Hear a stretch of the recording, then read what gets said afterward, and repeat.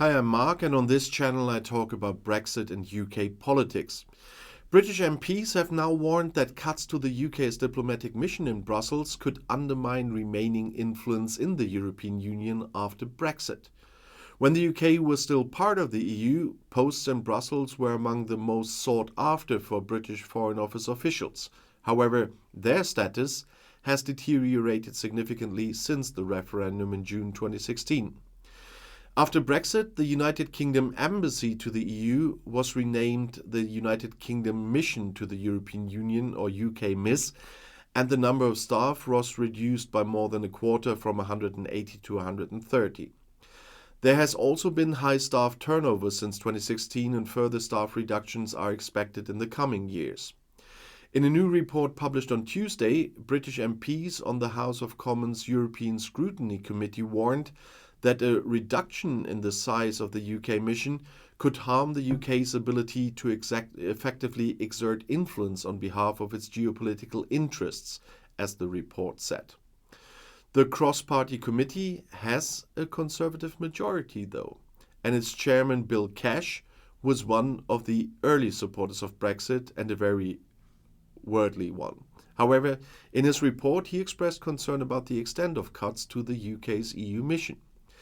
The head of the EU mission, Lindsay Croysdale-Appleby, has the same diplomatic rank as the British ambassadors in Paris and Berlin, although this is lower than that of the head of mission in Washington, D.C.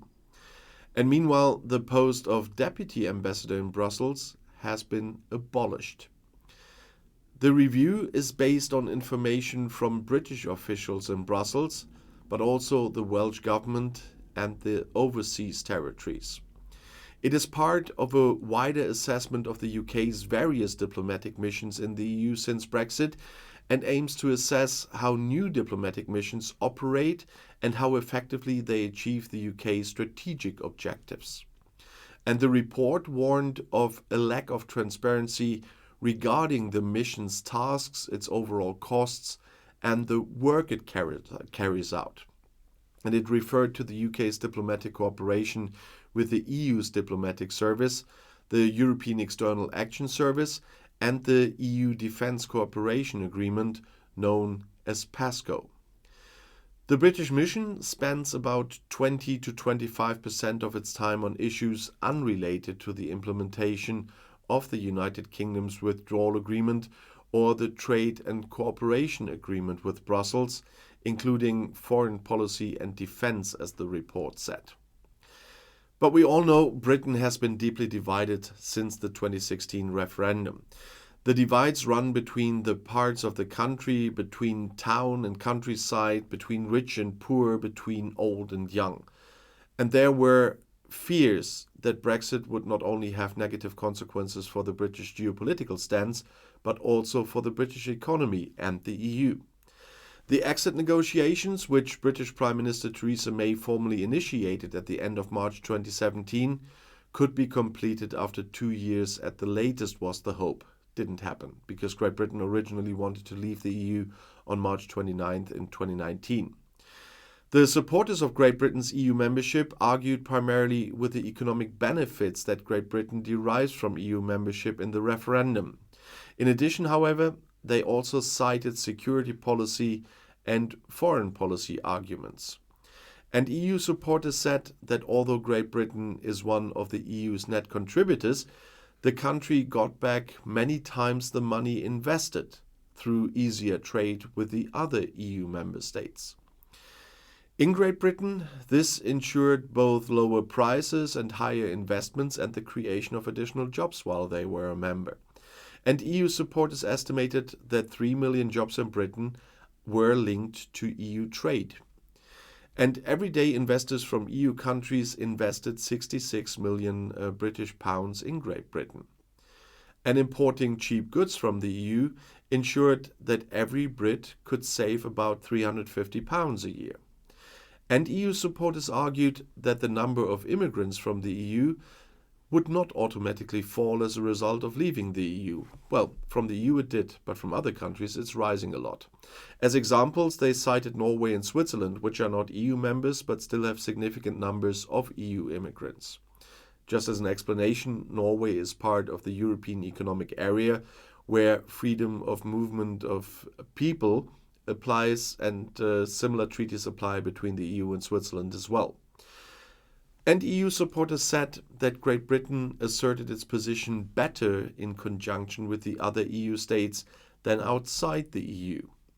And EU supporters pointed out before Brexit that numerous EU regulation protected the rights of workers. For example, EU law guaranteed paid maternity leave and the rights of women in the workplace. The official campaign for Britain to remain in the EU was called Stronger in Europe. On the campaign page you could find the arguments of the Brexit opponents at the time. If the British had voted to remain in the European Union on June 23rd in 2016, some changes would have automatically come into force, because British Prime Minister David Cameron negotiated a compromise with the other EU heads of state in Brussels in February 2016. And the most important of these topics I have for you today. One was the social benefits for EU citizens in Great Britain. If immigration of EU foreigners to Great Britain reaches extraordinary levels, as they put it, the British may limit certain social benefits for this group in the first 4 years of their stay. However, this exception only would have applied for a maximum of 7 years. Child benefit for children living abroad was something else. When EU foreigners work in Great Britain, they also could receive child benefit for their children if they lived abroad. The height was to be recalculated and could have decreased. And the proponents of this regulation argued that the cost of living where the children of EU foreigners actually live, for example in Poland, were lower than in Great Britain. We had the same discussion here in Germany. And there was the point of no euro in Great Britain. The country still wouldn't have had to join the Eurozone. In Great Britain, they still could have paid with a pound without the country having to fear any disadvantages. And if countries in the Eurozone were on the verge of collapse because of their debt and needed to be rescued, such as Greece, Great Britain wouldn't have had to share in the costs of the rescue. And there wouldn't have been stricter rules for London financial institutions. The banks and insurance companies based in London are very important for the British economy, as we all know. But stricter rules for financial institutions in the Eurozone would not have applied to London banks and insurance companies after this compromise. And if you consider these points I mentioned, it is good that Great Britain left, because new members will not receive these concessions. And by the way, a new member also means a returnee. Since the Lisbon Treaty passed in 2009, countries have been able to leave the European Union, and Great Britain did. The exit process is regulated in Article 50 of the Treaty of Lisbon. The exit clause of Article 50 allows 2 years for divorce negotiations, but they needed much longer. And it provides the following steps. Great Britain had to inform the European Council that it wanted to leave the Union.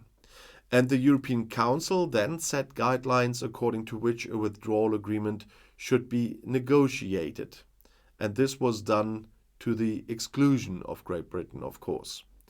And then the EU Commission negotiated the details of the withdrawal agreement.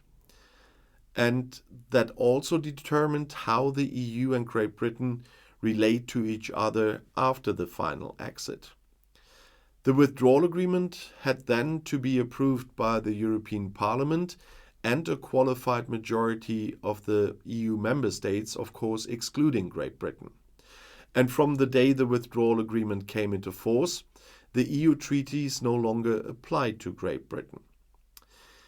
If the EU states and Great Britain would not have agreed on a withdrawal agreement, the EU treaties would have automatically no longer applied no later than 2 years after the withdrawal request has been submitted, but they got some extensions. However, since the European Union was founded in 1993 with the Treaty of Maastricht, apart from Great Britain, no member state has left the European Union, and thanks to Brexit, no one is really willing to do so. Greenland left the European Community, the EC, that's the predecessor of the European Union, in 1985, but for different reasons. The sparsely populated island became a member of the EC in 1973 as part of Denmark. And in 1979, Denmark released the Greenlanders into self-government.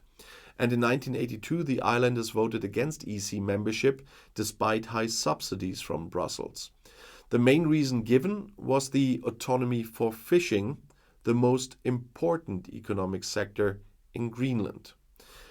But nobody ever that joined as an independent country left it again. The Greenland part was nothing compared to Brexit. So Great Britain is world-beating and unique in this part because they are the only ones that ever left. And there are a lot of countries that want to join the EU now still, and none of the other 27 countries is seriously thinking about leaving after seeing the examples of Brexit. And so we really have to thank the British in this case for showing what a bad idea that would be. And if you want to see something else, the next video is right here in the end screen. I'll see you there. I'll be back.